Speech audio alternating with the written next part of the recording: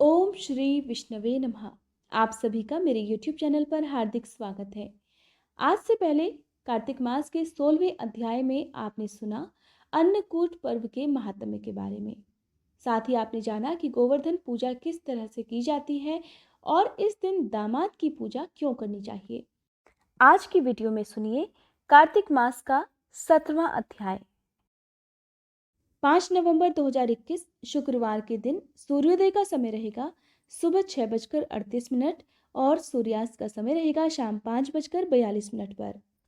नैमिषारण्य तीर्थ में सूत जी महाराज से इतनी कथाएं सुनने के बाद ऋषि मुनियों ने निवेदन किया, हे सूत जी, अब आप कृपया कर भगवान के चरणों से उत्पन्न हुई गंगा जी का महात्म्य सुनाइए। तब सूत जी महाराज कहने लगे, हे ऋषियों, इस संबंध में नारद मुनि ने जो कुछ राजा पृथु से कहा था वही मैं तुमको सुनाता हूँ। ध्यान पूर्वक सुनो। समस्त देवताओं और दैत्यों को उत्पन्न करने वाले महर्षि कश्यप जी की 2 पत्नियां थीं। एक पत्नी का नाम था अदिति और दूसरी का नाम था दिति। अदिति के पुत्र देवता कहलाए और दिति से दैत्यों की उत्पत्ति हुई। भाई होते हुए भी देवताओं और दैत्यों में जन्म से ही परस्पर बैर भाव चला आ रहा था। कालांतर में प्रहलाद का पौत्र और विरोचन का पुत्र दैत्यराज बलि दैत्यों का राजा बना। उसकी सेना अत्यंत विशाल थी। समस्त पृथ्वी पर विजय प्राप्त करने के बाद उसने स्वर्ग पर अधिकार जमाने के लिए देवताओं पर चढ़ाई कर दी। अपने राज्य को दैत्यों से घिरा हुआ देखकर इंद्र सहित सभी देवता युद्ध करने के लिए मैदान में आ डटे। अत्यंत घोर संग्राम हुआ जो अनेक वर्षों तक चलता रहा। जब देवताओं ने देखा कि दैत्यों की शक्ति में कोई कमी नहीं आई और वे निरंतर आगे बढ़ रहे हैं, तब देवतागण मैदान छोड़कर भाग खड़े हुए। इस प्रकार दैत्यों ने स्वर्ग पर अधिकार कर लिया और बलि स्वयं इंद्र के आसन पर बैठकर शासन करने लगा। अब तो यज्ञ का भाग भी देवताओं के स्थान पर दैत्यराज बलि और अन्य दैत्यगण ग्रहण करने लगे। अपने पुत्रों अर्थात देवों को दुखी और आश्रयहीन देखकर अदिति देवताओं की जय तथा दैत्यों की पराजय के निमित्त तपस्या करने के लिए हिमाचल पर्वत पर चली गई। वहां कुछ समय तक फलाहार, कुछ काल सूखे पत्ते तथा कुछ समय तक केवल पवन का आहार करती रही। फिर अपने पैरों के पंजों पर खड़ी होकर भगवान का तप करने लगी। इस प्रकार अदिति ने 1000 वर्ष तक बहुत कठिन तपस्या की। दिति के पुत्र मायावी राक्षस इस घोर तपस्या से चिंतित होकर राक्षसी माया द्वारा देवताओं का रूप धारण करके अदिति के पास आकर कहने लगे, हे माता, आप हमारे लिए इतना घोर तप क्यों कर रही हैं? आत्मघात करना सभी शास्त्रों में पाप माना गया है। हमसे आपका ये दुख देखा नहीं जा रहा। हे माता, कोई भी पुत्र माता से विमुख नहीं हो सकता और न माता को दुखी देखकर सुखी रह सकता है। हे माता, शास्त्रों का कथन है कि जिसके घर में कल्याणकारिणी माता नहीं तथा प्रिय बोलने वाली पतिव्रता स्त्री नहीं, उसका जीवन निरर्थक है। अतः आप अपनी तपस्या छोड़कर हमारे साथ चलिए और हम पुत्रों को सुखी कीजिए। मायावी दैत्यों के इस प्रकार कहने पर भी अदिति समाधि से विचलित नहीं हुई। तब उन्होंने अदिति को मार डालने का निश्चय किया।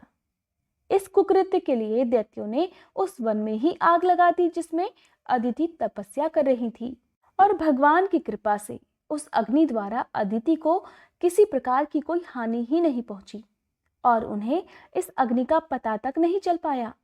वे निरंतर अपनी तपस्या में लीन रहीं। इस प्रकार भगवान का सुदर्शन चक्र अदिति की रक्षा करता रहा और सभी दैत्य स्वयं ही उस अग्नि में जलकर भस्म हो गए। इस प्रकार देवताओं का फिर से स्वर्ग पर अधिकार हो गया। सूत जी के इस प्रकार कहने पर ऋषि आश्चर्यपूर्वक कहने लगे, हे सूत जी, कितने आश्चर्य की बात है कि अदिति अग्नि में नहीं जली और न उसे इस बात का पता ही चल पाया। तब सूत जी बोले, हे ऋषियों, इसमें आश्चर्य की बात क्या है? जिन भगवान के स्मरण मात्र से समस्त संकट दूर हो जाते हैं, उनका ध्यान करने वाले भक्त को भला कौन कष्ट दे सकता है? जब अग्नि शांत हुई तब भगवान विष्णु स्वयं अदिति के सामने प्रकट हुए और कहने लगे, हे देव माता, तुम्हारे इस कठिन तप से हम अति प्रसन्न हैं। आप इच्छित वरदान मांगिए। भगवान विष्णु को अपने सम्मुख साक्षात उपस्थित देखकर अदिति ने विनम्र भाव से भगवान की स्तुति करते हुए कहा, हे भगवान, आपके स्मरण मात्र से समस्त क्लेश दूर हो जाते हैं और आपके चरण कमलों की सेवा करके भक्तजन परम सिद्धि को प्राप्त होते हैं। ऐसे भगवान को नमस्कार है। देवता, नदी तथा समुद्र आदि सभी कुछ आप ही तो हैं। अतएव आप मेरे पुत्रों की रक्षा कीजिए और निष्कंटक राज्य दीजिए। अदिति के ऐसे वचन सुनकर भगवान कहने लगे, हे देव माता, अब मैं पुत्र के रूप में तुम्हारे यहाँ जन्म लेकर असुरों का संहार करूंगा। इतना कहकर अपने कंठ की माला अदिति को देकर भगवान अंतर्ध्यान हो गए। इसके पश्चात देव माता अदिति अपने आश्रम में चली आईं और फिर समय आने पर अदिति ने हजारों सूर्यों के समान तेजस्वी, कमल नयन, शंख, चक्र, गदा, पद्म, कमंडल तथा पीतांबरधारी, मुनियों द्वारा स्तुति किए जाने योग्य, भक्तों के प्रिय और दुष्टों के संहार करता वामन भगवान को पुत्र रूप में प्राप्त किया। वामन भगवान को अपने आश्रम में देखकर कश्यप आदि ऋषियों ने भगवान की स्तुति की। तब वामन भगवान कश्यप ऋषि से बोले, हे पिताश्री, हम प्रसन्न हैं, आपके समस्त मनोरथ पूर्ण हो। हमने अब तक 2 बार आपके घर में जन्म लिया है और आगे भी जन्म लेंगे। उधर राजा बलि ने दैत्य गुरु श्री शुक्राचार्य जी की अध्यक्षता में बड़ा भारी यज्ञ प्रारंभ कर दिया, जिसमें यज्ञ का जो भाग था उसे ग्रहण करने के लिए उन्होंने लक्ष्मी जी सहित विष्णु भगवान का आह्वान किया। उसी समय आह्वान किए जाने पर भगवान बटुक ब्रह्मचारी के रूप में वहां पर उपस्थित हुए। भगवान के बौने ब्रह्मचारी रूप में होते हुए भी ऋषि लोग ज्ञान दृष्टि से उनको पहचान गए। उन्हें देखकर दानव गुरु शुक्राचार्य जी ने राजा बलि को सारी स्थिति से अवगत करा दिया। ये था कार्तिक मास का 17वां अध्याय। आगे की कथा आपको कार्तिक मास के 18वें अध्याय में सुनने को मिलेगी। इसके लिए अगर आपने अभी तक मेरा चैनल सब्सक्राइब नहीं किया है तो चैनल सब्सक्राइब करने के साथ साथ बेल आइकन प्रेस करना मत भूलिएगा।